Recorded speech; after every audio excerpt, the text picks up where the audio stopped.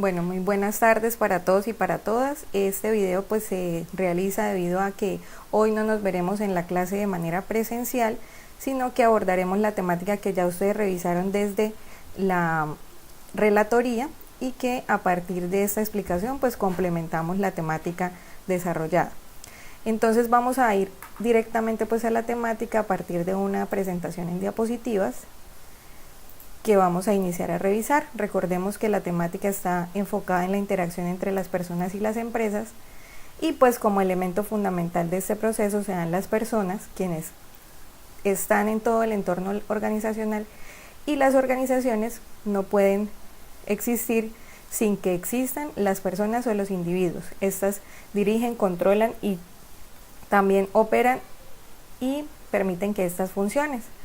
En la administración de recursos humanos pues hay dos vertientes que consideramos para hablar de las personas como tal, que tienen una personalidad, son individuales, tienen unas aspiraciones, valores y demás características, y también como un recurso que plantea habilidades, capacidades, experiencias y destrezas y conocimientos necesarios, las primeras pues enfocadas al tratamiento personal e individualizado, y también desde los recursos un tratamiento estándar, igual y generalizado. Por eso hay procedimientos que son únicos para todas las organizaciones y habrán otros que son diferenciados de acuerdo a las necesidades y a la razón de ser que cada una tiene. A partir de esas necesidades, pues la teoría también nos menciona que existe una variabilidad humana. ¿Por qué? Porque el hombre se considera un animal social desde la perspectiva de la evolución, y este tiene una incontenible tendencia a la vida en la sociedad. El hombre vive también en organizaciones y ambientes cada vez más complejos y dinámicos. La variabilidad en este proceso es muy grande. Cada persona pues se vuelve un fenómeno multidimensional, el cual está sujeto a las influencias de una enorme cantidad de variables. ¿Cuáles podrían ser esas variables? Pues las podemos identificar de acuerdo a dos factores. Primero los factores internos y después los factores externos. Dentro de los factores externos encontramos el ambiente organizacional, las reglas, la cultura, la política, los métodos y procedimientos, recompensas y grado de confianza, y en los factores internos la personalidad, el aprendizaje, la motivación, las percepciones y el valor. Estas definen la conducta de las personas dentro del entorno laboral. Y otro aspecto importante que demarca o plantea la teoría está asociado a la cognición humana. Esta se entiende como la manera en que una persona se percibe e interpreta a sí misma y a su medio externo. Se vuelve un filtro personal por el cual la persona ve, siente y percibe el mundo en el que está enfocado. Para comprender la conducta de las personas en el ámbito de esta exposición, pues nos hablan de dos perspectivas importantes o dos teorías importantes. Una que es la teoría del campo de Lewin y otra que es la teoría de la disonancia cognitiva de Festinger. Las dos funcionan para explicar cómo se determina, cómo se desarrolla la cognición humana. Y vamos a iniciar entonces con la teoría del campo de Lewin. Esta nos afirma que la conducta humana depende de dos factores fundamentales. Primero, que la conducta deriva de la totalidad de factores y eventos coexistentes, y estos se dan en un campo dinámico de fuerzas. Y la segunda nos dice que ese campo dinámico produce algo llamado como el campo psicológico personal, que es un patrón organizado de percepciones que cada individuo y que cada persona determina para comprender su manera de ver o de percibir las cosas de su ambiente. Entonces, de acuerdo a esas experiencias, yo puedo identificar y analizar ese entorno en el cual me desenvuelvo.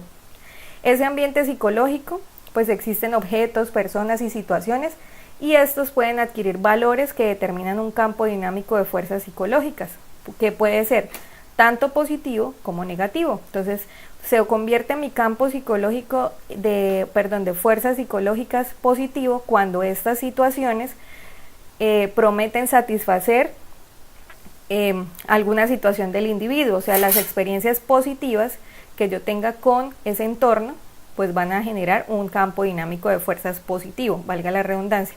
Por el contrario, cuando estas situaciones generan un daño o un perjuicio, pues se convierte en un campo dinámico negativo. También la teoría del campo de Lewin nos plantea que hay un modelo conductual que puede representarse mediante una ecuación matemática. Aquí vamos a ver entonces los componentes de la fórmula o de la ecuación. La C significa la conducta, la F es la función y la P y la M son las personas y su ambiente. Entonces, la conducta es el resultado de la función de la interacción entre personas y su ambiente. Entonces, cada vez que la persona tiene una situación que se presenta la interacción entre la persona y el medio, pues se va a generar una conducta. Si esta es positiva, esa conducta se supone que debería ser positiva, y si esta es negativa, pues esta situación se va a presentar de manera, o se va a percibir de manera errónea o con algún tipo de dificultad. La teoría del campo también explica por qué un mismo objeto, situación o persona puede ser percibido e interpretado de manera diferente por cada individuo, porque algunos hemos tenido algún tipo de jefe que puede ser una persona autoritaria, y para algunos significa algo positivo que lo ayuda a mejorar sus condiciones laborales y a ser mejor trabajador, y para otros ese jefe autoritario y muy dictatorial se convierte en un aspecto de aversión y de inclusive abandonar su actividad laboral. Perdón. Con respecto a la teoría de la disonancia cognitiva, que también explica la cognición humana, pues nos habla de que esta se basa en la premisa de que cada persona se esfuerza por obtener un estado de consonancia o coherencia consigo mismo. Entonces, la persona, aquí nos habla, si los conocimientos que tiene una persona tiene de sí misma, y de su ambiente, no son congruentes entre sí, entonces se presenta eso que se conoce como la incongruencia conductual o la disonancia cognitiva. Entonces, las personas por lo general no toleran que existan esas incongruencias y por eso buscan la forma de reducir ese conflicto o esa disonancia. ¿Cuáles son los elementos que están interrelacionados cuando se sucede la situación cognitiva o el análisis o la reflexión cognitiva? Pues la teoría de la disonancia nos habla de tres maneras: una consonante, una disonante y una irrelevante. La primera es cuando el individuo es incongruente con lo que piensa y con lo que hace, entonces por eso se habla de la disonante. Aquí el ejemplo es cuando el individuo cree que fumar es nocivo y sin embargo sigue fumando, dos cogniciones que están incongruentes. En la segunda, que es consonante, se dice que cuando cree que fumar es nocivo y por lo tanto deja de fumar, entonces sí hay una consonancia. Estoy llegando tarde al trabajo, me hacen un llamado de atención, yo me comprometo a no volver a llegar tarde y actúo de la misma manera, sigo llegando pero temprano, cambio la conducta. Y la situación irrelevante, cuando se considera que fumar es nocivo pero le gusta pasear, algo no tiene que ver con lo otro, o sea, hay una situación ilógica entre lo que pienso y pretendo actuar y entre lo que hago y lo manifiesto en el momento de hacerlo. También desde la teoría de la disonancia cognitiva nos presenta que hay varios elementos cuando la persona se siente mal, y para escapar de ese conflicto íntimo trata de adoptar una serie de acciones que son las siguientes. Para reducir esa situación incómoda que le sucede al estar en incongruencia, entonces empieza a modificarlas para estar en sintonía con esas situaciones o con esa realidad externa. La persona modifica esa conducta para reducirla, luego de reducirla la trata de modificar y se adapta a esas cogniciones personales, y luego ya la persona mira si conserva sus convicciones y trata de modificar el mundo a su alrededor para adecuarlo a ellas. Entonces, de esa manera nosotros queremos encajar dentro de esa perspectiva externa o social, y la teoría de la disonancia cognitiva nos permite explicar esa perspectiva. En cuanto a la compleja naturaleza humana, que es otro aspecto que la teoría menciona, nos habla de que estas dos teorías desarrollan tres enfoques para estudiar la conducta humana. Entonces una nos habla de la persona como un ser transaccional, que esto quiere decir que no solamente realiza transacciones entre los insumos del ambiente y reacciona ante ellos, sino que genera una actitud proactiva y busca anticiparse a las situaciones o modificar ese ambiente para poder desarrollar mejores actividades. Las personas, el segundo criterio, la segunda enfoque nos habla de que las personas son con un comportamiento dirigido hacia un objetivo. Es decir, que la persona es capaz de tener objetivos y aspiraciones y de hacer esfuerzos para alcanzarlos, que esto se traduce más adelante en los temas que veremos en el segundo corte con la motivación, que está asociada a la actividad laboral. Y luego el tercer enfoque nos habla de la persona como un modelo de sistema abierto, que esto quiere decir que la persona está dirigida a objetivos, hay una interdependencia con el medio físico y social, también está activamente involucrada en transacciones porque está buscando desarrollar y cumplir con esos objetivos y esas metas que se han encaminado.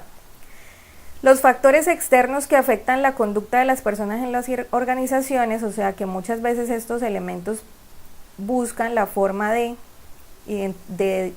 dificultar o mejorar las condiciones dentro del entorno laboral, pues pueden ser muy variados, como las presiones de sus jefes o sus superiores, la influencia de los colegas, los sistemas personales, de pronto un sistema de creencias diferente al que practica la mayoría de los trabajadores de la empresa, los cambios en la tecnología, muchas veces ya lo hemos mencionado, cuando la tecnología es más avanzada de lo que yo tengo a los trabajadores preparados o capacitados, los requerimientos de la familia, muchas veces el trabajo nos exige más tiempo del que estamos dando a la familia, que los programas de capacitación y desarrollo no son acordes a lo que la organización y el individuo desea, las condiciones ambientales y los estados de energía interna, la persona con ciertas dificultades a nivel de salud o de experiencia y de criterio de desarrollo estructural.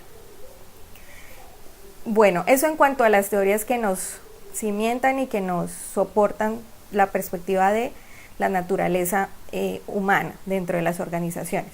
Pero hay un tema que es específico, pero también es muy importante, y es el clima organizacional, quien reúne todas las perspectivas internas de interacción del individuo en la organización. Este se refiere al ambiente interno que existe entre los miembros de la organización y está íntimamente relacionado con el grado de motivación de sus integrantes. Entonces, el clima organizacional también es un conjunto amplio y flexible de influencia ambiental sobre esa motivación. Es una cualidad o propiedad del ambiente organizacional que nos permite percibir o experimentar situaciones, y estas se dan por los miembros de la organización. Perdón, el clima organizacional influye en el comportamiento de los colaboradores claramente, precisamente porque es un aspecto que determina la interacción y la dinámica organizacional. El término clima organizacional también se refiere a las propiedades motivacionales que posee el ambiente organizacional, a los aspectos de la organización que llevan a la estimulación o provocación de diferentes tipos de motivaciones en los integrantes. El clima organizacional lo podemos ver desde dos perspectivas. Es favorable cuando le permite al trabajador generar satisfacciones sobre sus necesidades personales, y es desfavorable cuando proporciona frustración de esas necesidades. ¿Sí? El clima organizacional influye completamente en el estado de las motivaciones de los colaboradores, y este a su vez pues va a influir en ese clima. Entonces es una interacción recíproca. Si yo como trabajador me siento bien en mi ambiente organizacional, o sea, estoy bien con ese clima organizacional, lo reflejaré en el desarrollo de mis actividades, y por ende ese clima dentro de la organización va a ser efectivo y va a aportar a la productividad. Mientras si este es complejo, el trabajador no se sentirá muy bien en él y por ende va a afectar esa dinámica organizacional. Dentro del proceso del clima organizacional, nosotros encontramos varias variables, valga la redundancia, que nos permiten mejorar las condiciones de ese clima. Dentro de ellos pues está la motivación, la comunicación, el trabajo en equipo, el liderazgo y otros aspectos que serán de revisión para este segundo corte. Entonces vamos a hablar brevemente de algunos de ellos, como para hacer una introducción a ese segundo corte ya de las temáticas.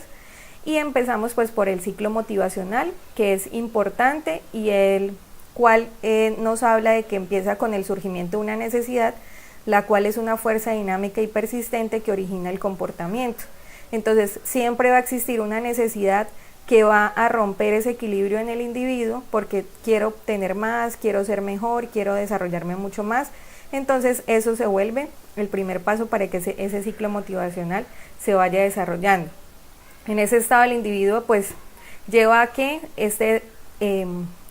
tenga un comportamiento, libera tensiones y desea liberar una incomodidad que se está presentando, porque por ejemplo estoy trabajando muy bien pero no me dan ningún incentivo o no mejoro en mi actividad laboral. ¿Qué puede estar pasando? Entonces eso es lo que hace que se rompa allí una tensión, que se libere esa tensión y la persona desee tener y poseer más.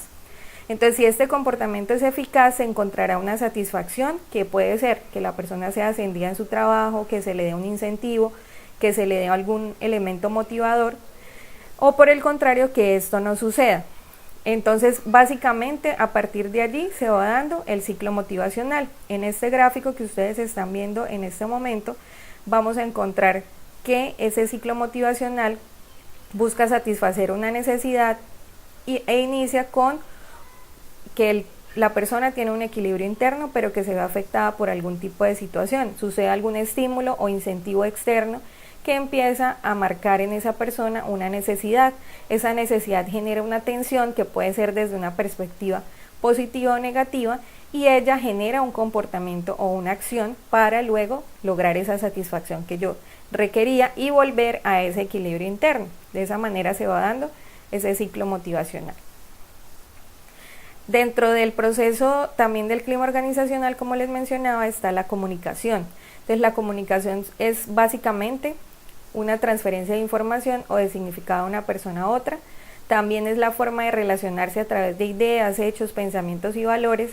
Es el proceso que une a las personas para que compartan sentimientos y conocimientos, y comprende una transacción entre esos elementos. En toda comunicación existen por lo menos dos personas, una que envía un mensaje y la otra que lo recibe, básicamente, y las organizaciones no pueden operar ni existir sin una perspectiva comunicacional que sea una red que integra y coordina todas las partes de la misma. Las barreras de la comunicación también son importantes mencionarlas, porque la comunicación no es un estado ideal donde todos nos entendemos a todos de manera constante y única. Siempre van a existir situaciones que generan distorsiones en esa comunicación. Entonces una de esas barreras son las barreras personales, que son interferencias que provienen de las limitaciones, emociones y valores humanos de cada persona. Las barreras físicas como segundo tipo, que son las interferencias que ocurren en el ambiente en que se efectúa el proceso de comunicación, y las barreras semánticas, que son las limitaciones o distorsiones que se deben a los símbolos a través de los cuales se efectúa la comunicación. En este gráfico ustedes van a ver, o en esta tabla, perdón, ustedes van a ver los ejemplos o los tipos de barreras físicas, humanas y semánticas. En las humanas podemos entender las limitaciones personales, por ejemplo, una persona con una limitación auditiva, las emociones, en qué momento reciben la información, si es en un momento donde estoy muy alegre por una situación personal, o si por el contrario estoy pasando por una situación difícil en mi vida personal y por eso decido recibir la información de otra manera. Las barreras físicas, por ejemplo el espacio físico, no es lo mismo cuando la organización está en un solo piso, donde hay formas de comunicarse más rápidamente, a cuando la organización tiene muchas sucursales y debo comunicarme a través de intranet o de un chat interno, o inclusive ahora con el WhatsApp, cuando el trabajador no tiene o no ha recargado su celular o los datos ya se acabaron. Entonces allí empiezan a generarse esas barreras físicas. Y las barreras semánticas, la forma en que interpretamos las palabras, algunas palabras en nuestro idioma que son diferentes a las de otras personas, o inclusive a nivel regional, cuando se presentan pequeñas distorsiones en el significado de algunas palabras. Ya también a partir de las perspectivas de la motivación y la comunicación, pues la conducta dentro de las organizaciones pues se ve modificada o afectada por estos elementos. Entonces la conducta humana en las organizaciones plantea varios criterios. Uno, en cuanto a que las personas se pueden visualizar como recursos.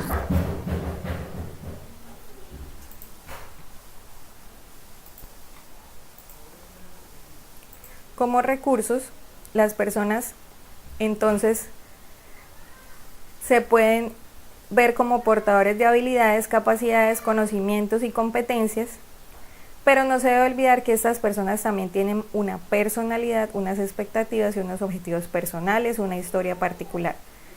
La conducta de cada persona presenta algunas características generales que ya dentro del proceso motivacional las habíamos mencionado en algún momento. Que el hombre es un ser proactivo, o sea, quiere dar mucho más de lo que tiene. Que el hombre es un ser social porque desea estar en continua interacción con otros, en sociedades y en el entorno o en el contexto en el que estamos, que son las organizaciones. El hombre tiene diferentes necesidades y por eso plantea y busca la forma de satisfacerlas, y que el hombre percibe y evalúa a partir de esas necesidades qué le sirve y qué no le sirve para poder suplir ese tipo de necesidades. Por eso percibe y evalúa. Después de que las ha evaluado, entonces también piensa y escoge cuál de ellas es la mejor y la que genera mayores procesos significativos dentro de su actividad, sea laboral, familiar o desde otros ámbitos. Y el hombre tiene una limitada capacidad de respuesta. Entonces no quiere decir esto que puede hacer todo y de todo en cualquier momento, sino que sabe en qué puede ser mejor y en qué momentos desarrolla mejor sus competencias, o por el contrario, en qué momentos se dan las situaciones particulares. Bueno, a partir de esta revisión teórica, estamos haciendo un breve resumen de esa revisión que ustedes realizaron para las relatorías, donde trabajaron lo que tiene que ver con el capítulo 2 y capítulo 3 del libro de Administración de Recursos Humanos de Chavenato. Entonces, basado en esto, pues mañana desarrollaremos el parcial como uno de los temas importantes del parcial. La idea es que revisen las diapositivas, de allí saldrán algunas de las preguntas para no abordar completamente la teoría desde el libro, y van a encontrar también una consulta que deben desarrollar allí en el aula, donde ustedes van a revisar qué les pareció esta nueva metodología de trabajo. Muchas gracias y pido excusas por la inasistencia de hoy. Que estén muy bien. Feliz día.